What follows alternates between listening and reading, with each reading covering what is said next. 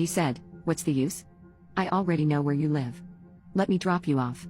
By now I'd already decided that this would be the last time I saw him. I got into his car and reached back to grab my sweater that I left there earlier, but instead I saw a large open duffel bag. From what I could see, there were a crap ton of clothes, toiletries and a pillow. Now I don't personally drive or own a car, but I know my sister always has a bunch of random crap in her car. This specific set of stuff, however, did not seem random. He was dead quiet on the drive back until we got to my apartment. "Do you know how selfish you are? I've had no issue driving you around, but you don't want me to sleep with you." At this point I knew I was dealing with someone mentally deranged. I told him I've never had an issue with Ubering, and that if he was so touched, I had no issue paying him what the Ubers would have cost me. I was so fed up and done with his antics. He then received another call. I could hear another woman talking on the other side of the line.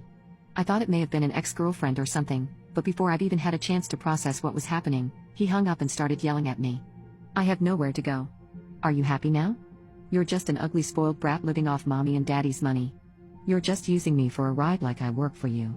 My whole body went stiff with fear. I didn't know if I was going to cry or throw up. In my head I was just planning my escape from this hellish vehicle. I went to open the doors of the vehicle, but it was locked. "Unlock the door, you're scaring me," I said hurriedly. He just sat there not saying anything for a while. I decided I was not going to wait until he changed his mind. I reached into my purse, and grabbed the car safety tool my dad made me carry with me.